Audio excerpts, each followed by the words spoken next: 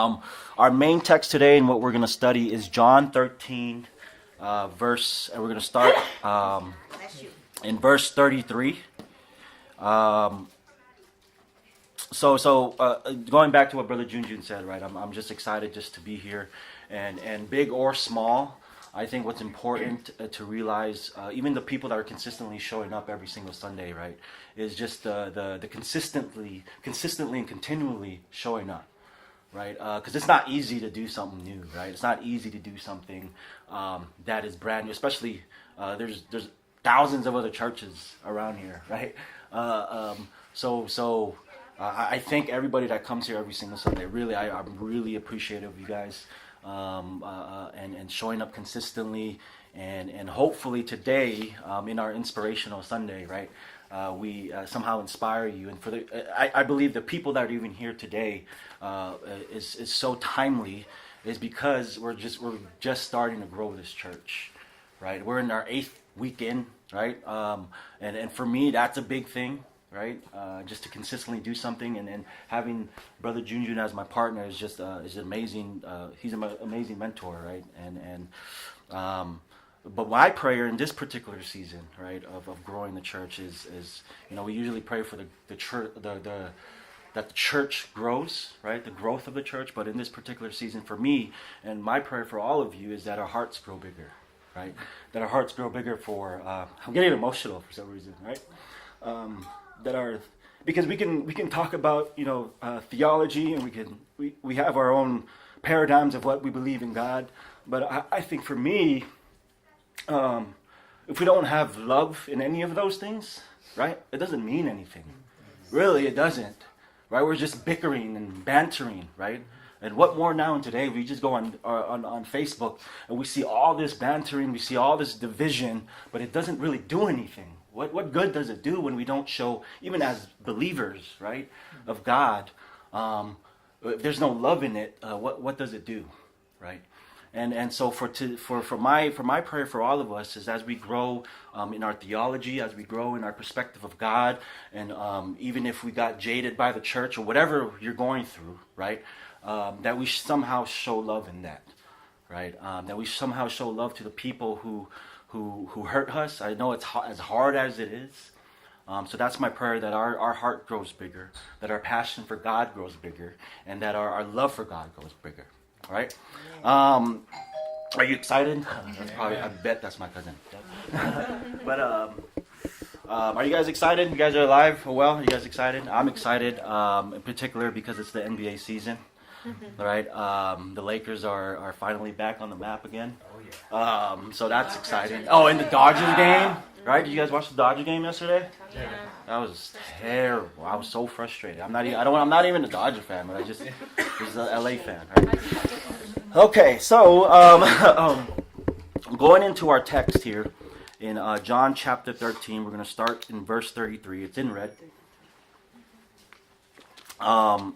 So Jesus says, "Little children, yet a little while ago I'm with you." Right?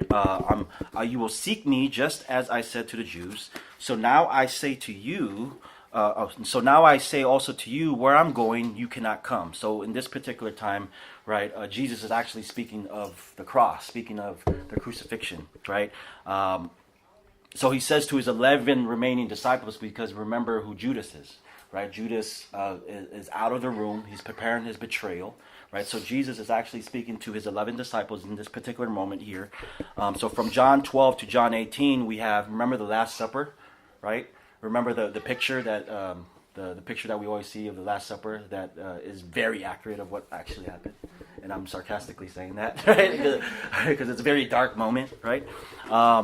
So Jesus is speaking to his 11 disciples, and it says, "Where I'm going, you cannot come." So basically, he's telling his disciples that where I'm going, you can't actually do this. Like, I'm actually going to die for your sins. Like, you can't die for your own sins. I have to do this, right? So he continues on. And says, "A new commandment I give to you. A new commandment I give to you, that you love one another, just as I have loved you. And you also are to love one another. By this, all people will know that you're my disciples, if you love one another. And I'm going to repeat that. You also are to love one another. By this, all people will know that you're my disciples. Isn't that interesting that Jesus declares that the distinguishing factor of believers is not bigotry, right? It's not division. It's not picketing. But what is it? It's love. People will know us by how well we love people, right? And especially nowadays, right? So polarizing nowadays, right? There's a lot of things that are happening just this week alone, right? So he continues on. Simon Peter says, verse 36, Simon Peter says, Lord, where are you going? Right? Jesus answered, where I'm going, you cannot follow me now, but you will follow me after. Right? Peter said to him, Lord, why can I not follow you now? I will lay down my life for you. And have you ever had a friend where they repeat what you say? Well, will you? Have you had that? Really not. Will you? That's basically what he's saying to Simon, right? He's saying, he said, Jesus answered, will you lay down your life for me? Right? Truly, truly. And I want you to notice truly, truly, right? Because we hear like double words and we don't actually believe that Jesus actually said truly, truly, right? It's more of an emphatic word. Right, it's more of an emphasis of what he was trying to say before his statement. So most likely he was just like, truly, Simon Peter, I say to you that the rooster will not crow till you have denied me 3 times. Right? And in other words, in the next few hours, Peter, you're actually going to deny me. You're going to betray me. Right?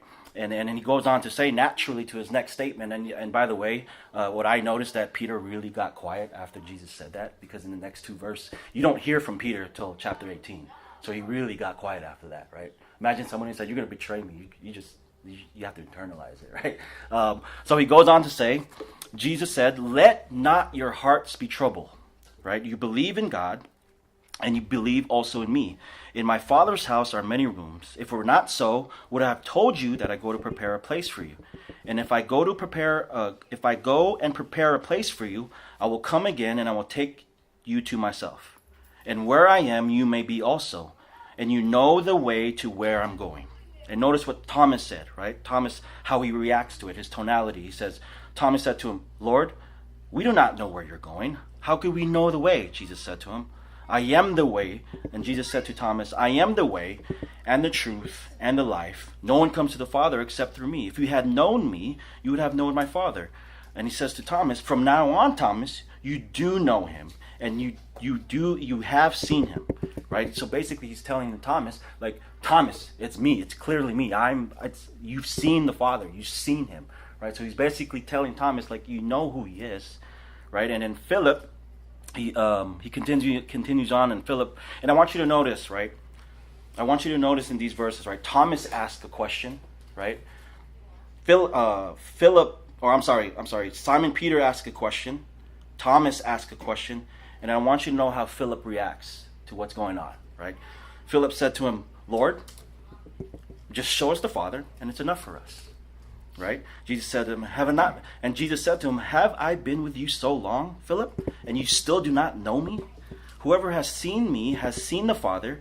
How could you say, show us the Father? Do you not believe that I'm in the Father, and the Father is in me? The words that I say to you, I do not speak of my own authority, but the Father who dwells in me does his work. Believe me that I'm in the Father and the Father is in me, or else believe on the accounts of the works themselves. Truly, truly, and it's our second truly, truly statement in our reading today, I say to you, whoever believes in me will also do the works that I do, and greater works than these will he do, because I am going to the Father. Whatever you ask in my name, this I will do, that the Father may be glorified in the Son. If you ask me anything in my name, I will do.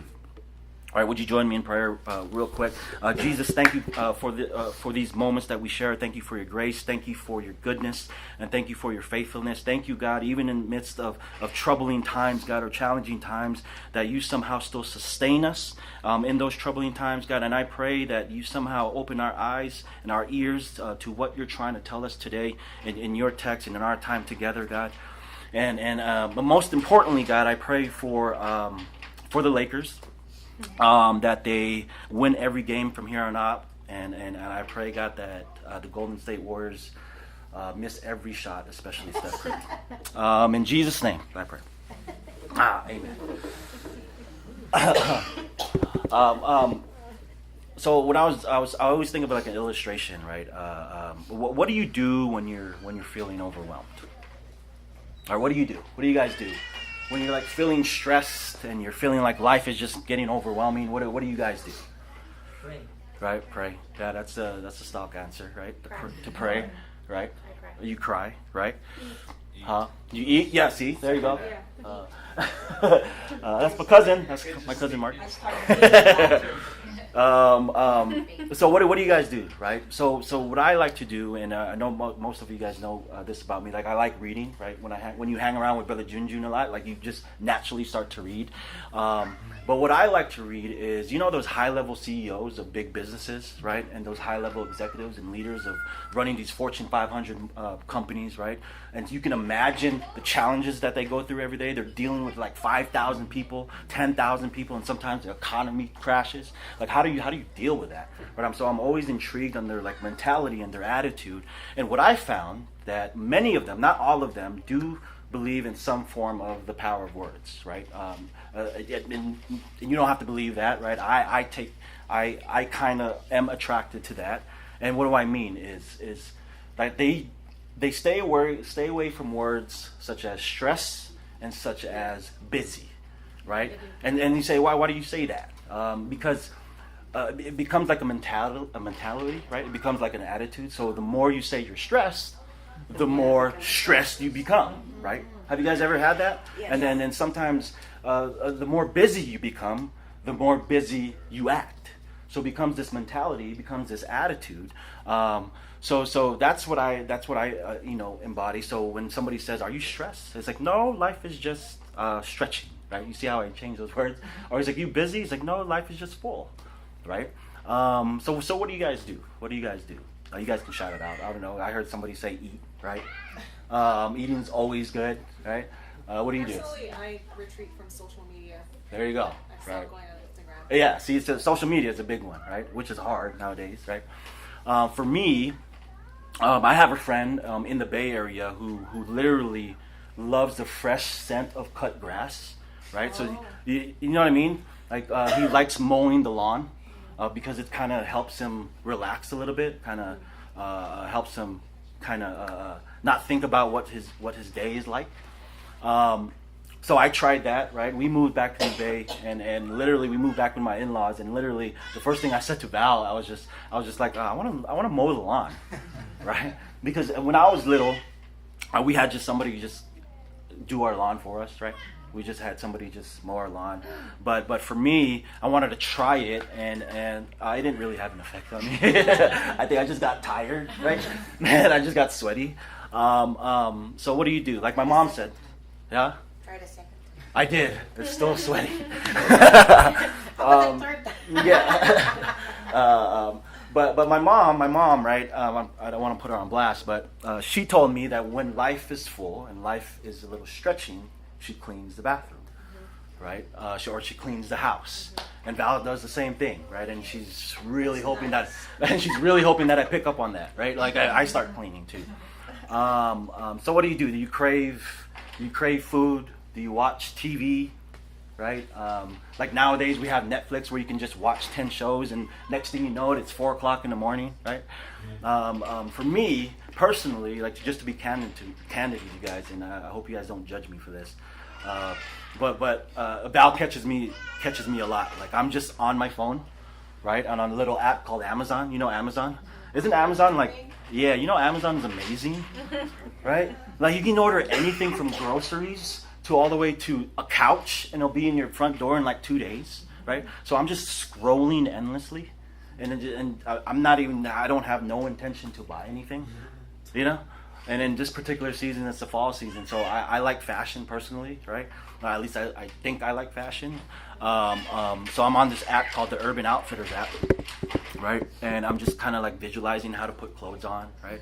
Because I live by this life verse that this speaker said, and I'll never forget how he said it too. He's like, I don't wear clothes, but I wear outfits, right? And so I'll get offended if you say that I'm just wearing clothes. But what do you do, right? What do you do, right? And maybe you never thought about it. And as we read these verses here, I know there's a lot going on as far as the Last Supper, right? In the terms of the dynamics of the room, right?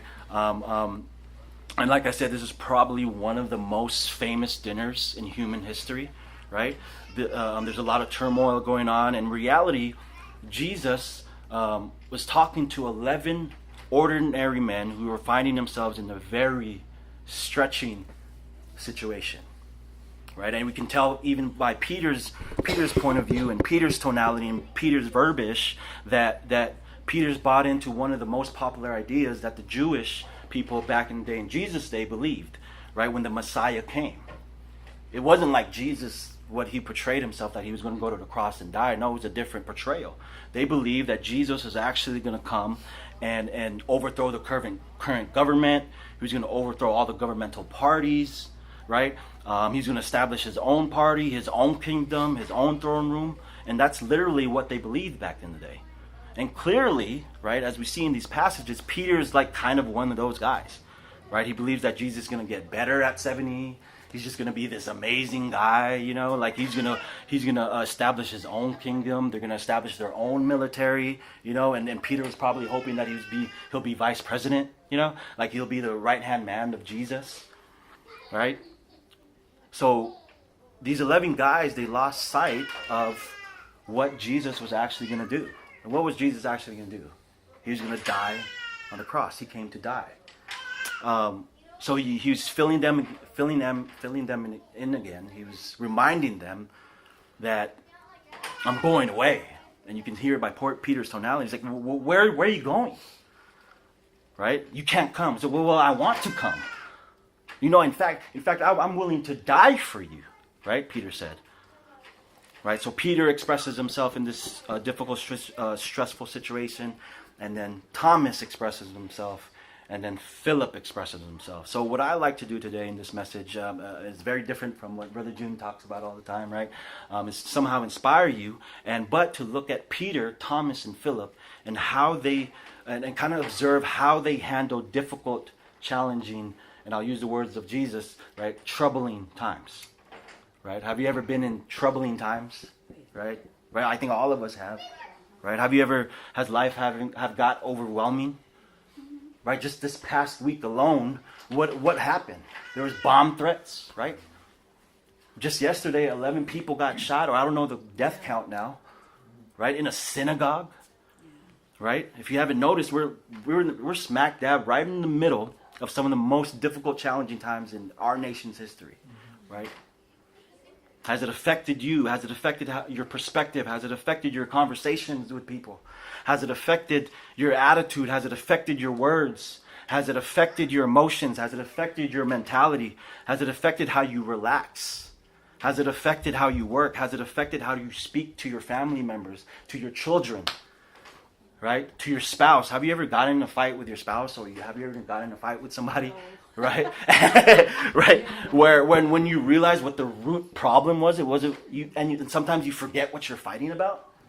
But the root problem was because you were just agitated. You were just frustrated because of what you saw on the news. Right? What you saw on your news feed. Right? You were just agitated of what someone tweeted. Like, what are you saying? Right? And you take that out on your family. Right? And Peter, Thomas, and Philip, and a side note, when I was doing my study, right? Did you know there's 2 Judases that were rolling with Jesus back in the day? Right? Can you imagine if you were the other Judas who didn't betray Jesus? Right? And when someday we meet Judas in heaven, and Judas is like, "What's up, man? I'm Judas." And he's like, "Bro, what are you doing here? I didn't know you're gonna be here." Right? But for today, we're going to look at Peter and Thomas and Philip, because I think what we discover in just knowing who they are, we'll discover that we can relate to one of these guys, right? How they cope, how they respond, how they react in the midst of troubling, difficult, challenging times. Does that make sense? All right, I'm going to use Brother Junior. Does that make sense? So who is Peter? Right now notice Peter. Right, Peter is a classic man. He's a classic definition of what a man is supposed to be. Right, a man's supposed to be. Right, and if you're familiar with Scripture and you've been with Bible studies a lot and you've been in church attendance, right, Peter gets a lot of airtime in Jesus' story. Right, he gets a lot of lines. Right, So we're going to look at Thomas and we're going to look at Philip because we don't really hear a lot from these guys, right? So it's going to kind of be interesting and intriguing to see how they cope with things. But who is Peter? Right? Peter, well, we can see right here who Peter is in the story that Jesus says in very plain language, Peter, you can't come with me. And he says, why? So classic, right? Well, you know a man's man that always has to react to everything, right? Because he wants to be a man, right? Peter's like this, right? He says, why? Explain to me why, Jesus. He says, why can I come with you? In fact, I'm willing to die for you, remember? I'm willing to die. I'm willing to lay down my life for you, Jesus. And what does Jesus say? He says, really? Really? That's interesting because in a couple of hours, you're going to deny me in front of all the popular kids that you hang out with. Right? So who is Peter? Peter's the kind of guy when things get tough, when things get challenging, when things get polarizing, Peter's going to just fight it through. Right? Peter's just going to handle this. Right? Because he got this. Right? So there's literally people in this room, right? When things get tough, when things get polarizing, this is how we handle certain situations, right? Suck it up, right? You don't have to share anything. You don't have to be very vague on Facebook. You know, have you heard the term vague booking, right? When you just say something on Facebook where you think it's about you, right? I just wish she would just stop, right? It's like, is she talking about me? Like, you know. Right? You don't have to talk about it, you just handle it, right? Peter was like this. Peter was that person, right? You just pick up the broken pieces and you just put it back together, right? And then a few verses later, right? Do you remember a few verses later? Remember the Garden of Gethsemane? And I'll prove that Peter was a fighter, right? Remember that story when Jesus was going to give himself up to the Roman soldiers? Remember that? And Peter was just like, and when they were coming to arrest Jesus, what does Peter do? You guys remember that story? Yeah, he takes out his dagger, right? And he cuts off his ear, right? And so that's an interesting observation. Another side note, right? I like when I'm reading these stories, like these funny things go on in my head, right? Does Peter have good aim, or does he have really bad aim? Right? When you have a dagger, right? Won't you try to go for his throat? I think Peter was actually going for his throat, and he just accidentally got his ear, right? So remember the story? Jesus literally picks up the ear, puts it back, right? And he looks at Peter, and this is how I visualize it. Looks at Peter, what are you doing, right?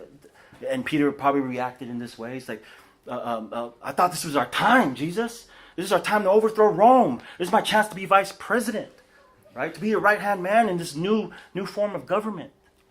Right? And Jesus was like, no, that's not what I had in mind. Right? That's not what I was trying to do here.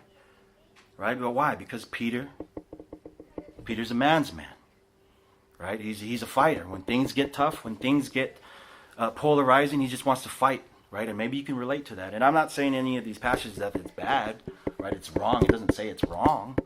Right? We just have certain dispositions and we have certain personalities that we were born with, that when things get tough, when things get challenging, we're just going to take our dagger and we're just going to fight it out. Right? And that's who Peter was. Right? Does that make sense so far? Mm-hmm. Now then, there's Thomas, right? He's quite different from Peter, and you can hear it in his tone, right? And you can hear it in his language. Jesus says to Thomas, remember what he says to Thomas says, Lord, we do not know where we're going. How could we know the way?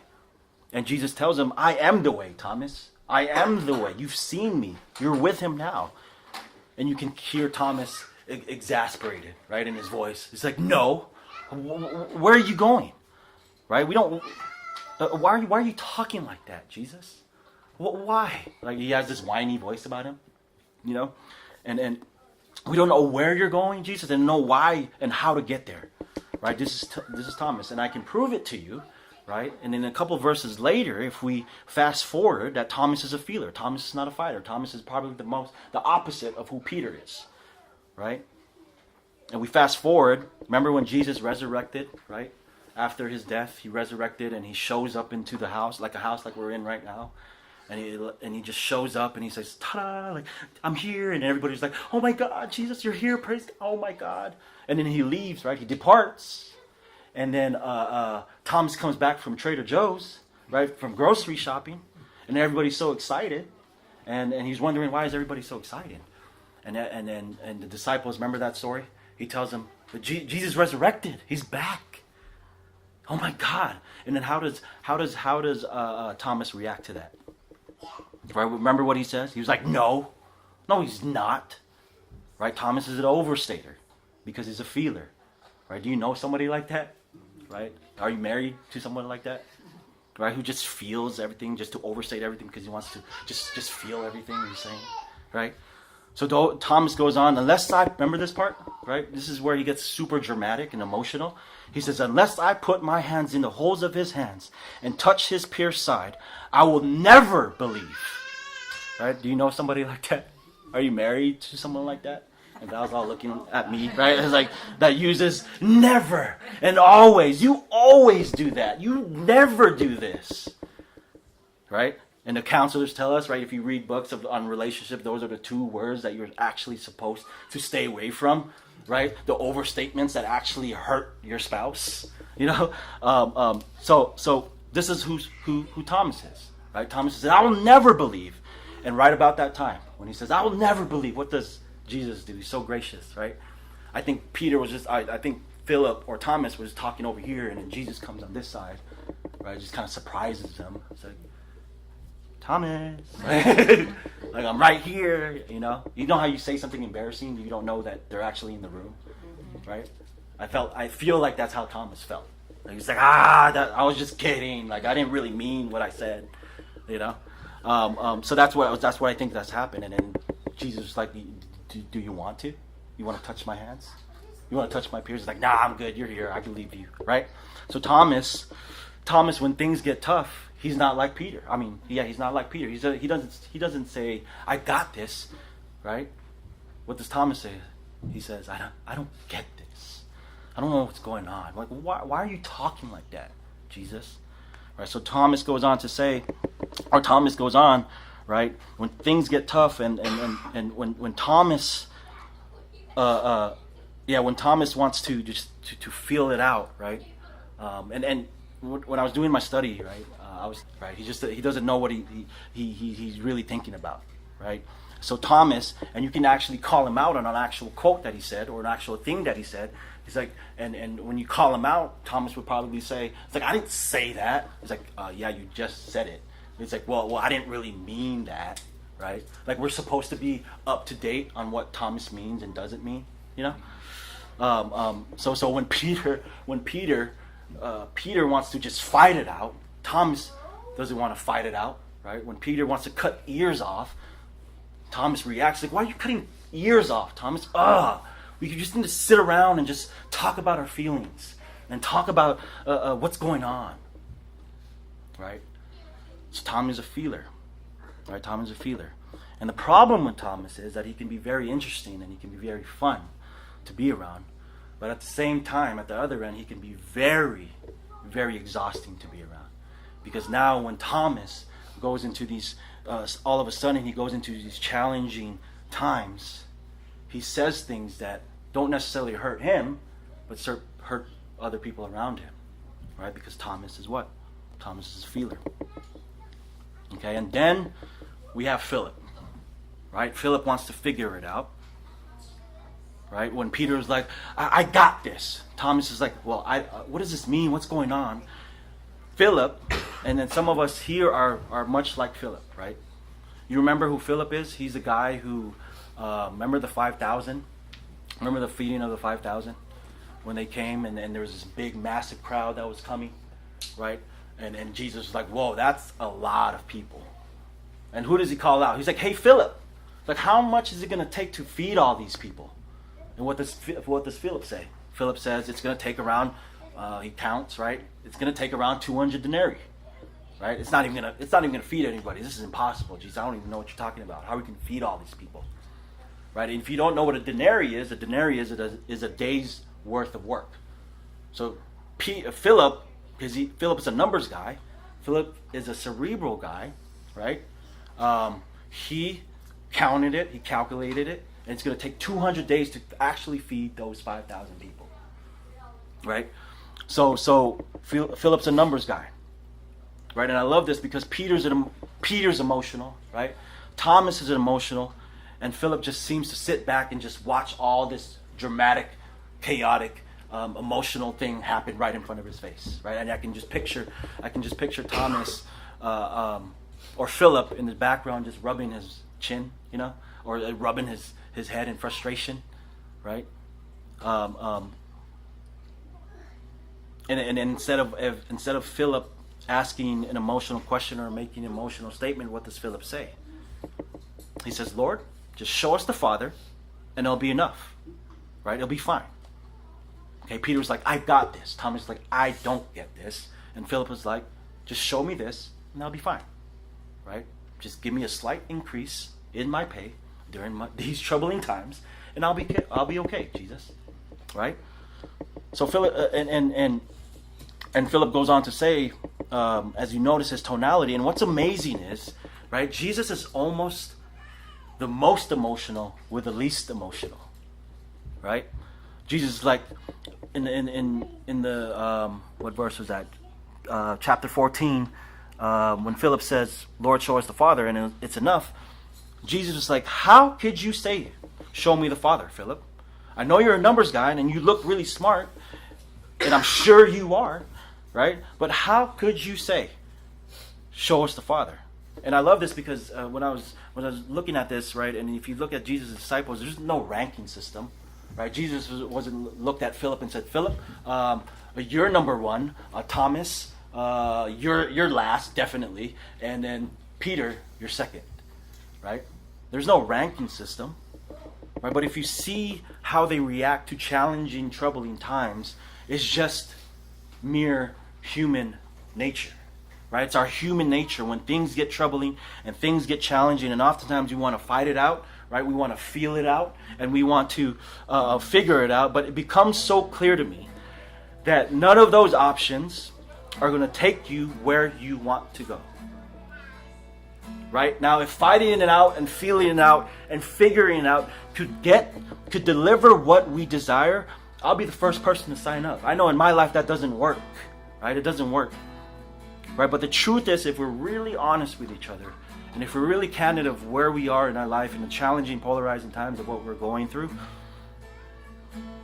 right? Some of these elements can be somewhat constructive, right? But the progress that we desire is never truly achieved by these mere natural approaches, right? You remember in John 14, as he continues, Jesus says, "Don't let your hearts be troubled. Don't let your hearts be troubled." Now that was an interesting statement to me, right? It says, "Don't let your hearts be troubled." Right? Your body could be troubled, right? Your neighborhood could be troubled. Your home can be troubled. Your finances could be troubled. Your country could be troubled. Right? But he says at the core of our being, the core of who we are, that we do not be shaken. And I'm not oblivious to the challenges that we do face every single day of our lives, right? I'm not oblivious to that because there are going to be challenges, right? There's going to be turmoil. There's going to be opposition. Even when we're starting Symposia, like the people that are here, that we're just starting so small, doesn't big or small, there's going to be opposition, right? There's going to be mistakes that are being made. And there's going to be things that happen to us that don't make sense and are unexplainable, that even Philip can't even figure it out sometimes. Right? But Jesus says at the end of the day, he says, do not let your hearts be troubled. Right? And for me, when I try to fight it out, when I try to figure it out, and when I try to feel it out, I know I'm very susceptible and very vulnerable to letting my insides be shaken. Right? And I don't know, I'm getting emotional, and I'm sorry, right? And I hope this kind of pierces your heart, because I know the people that are in this room that show up every Sunday, that I believe that God is at least working in our hearts somehow. Right? Big or small, and wherever, I don't know the future of Symposia.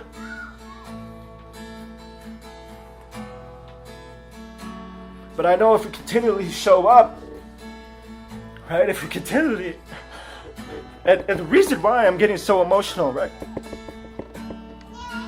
is And I'll end here, right? So clearly the message for all of us, or forever who can relate to this, right? Don't try to figure it out. Don't try to fight it out. Don't try to feel it out. But he says but the whole message is to faith it out. Right? To faith it out.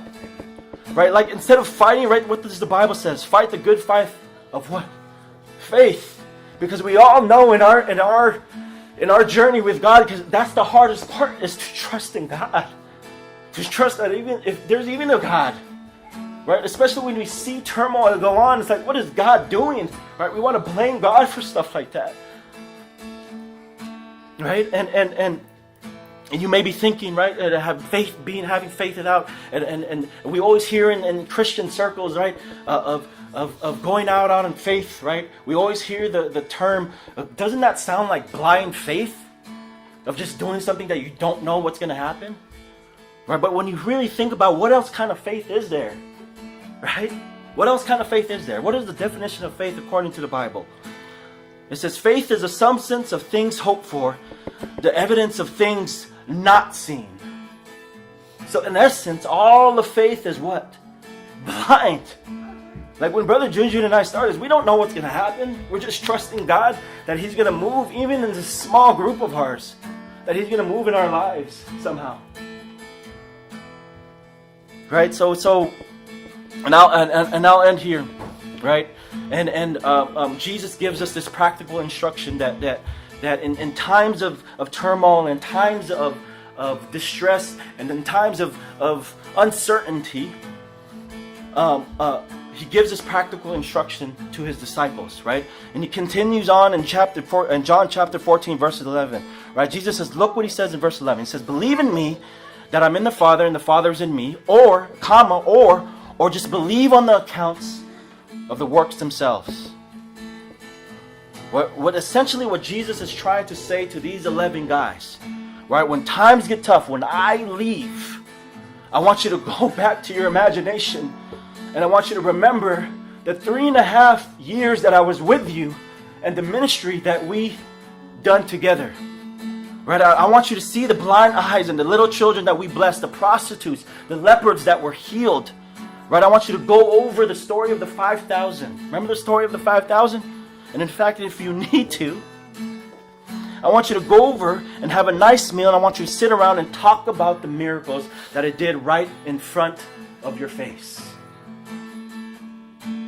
Right? So as I end here, I don't want to tell my long-winded story of how we got here, where we're literally, Val and I are literally living faith by faith every single day. Right? And I'm so thankful for there's always something to be thankful for. Right? The risk and the faith that I took, because it's just Valentine. And I have 2 kids. I don't work, I just go to school and I just do this. Right? But I'm believing that God is just going to take care of us. And you can call that blind faith. I don't care. Right? I don't care. You can say that I'm illogical. You can say I turned off my brain. And you can tell me that I'm not looking at the facts. Right? But sometimes I'm not going to look at the facts, because the facts are going to hurt my worldview of what God is trying to show me. Right?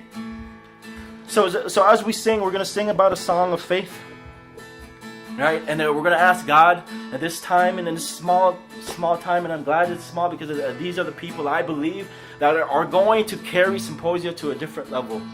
Right? And I'm hoping and praying that the people that are here, like Sister Cece and Brother Jeff, and the Chua family that come every single Sunday, right, will somehow see the heart of Brother Junjun and what we're trying to do here. Like, we're not just trying to start a church just to start a church because it's something cool. Right? No, we're trying to be different, because we've been jaded somehow by the church. We're tired of just the religion, and we're tired of the things that happen in the church, and hopefully by God's grace and by God's glory that we are somewhat different. In this small group, in this tiny group, that we somehow still see God move in our lives. Like, even on the other side of it, if you're lacking in faith, that's okay.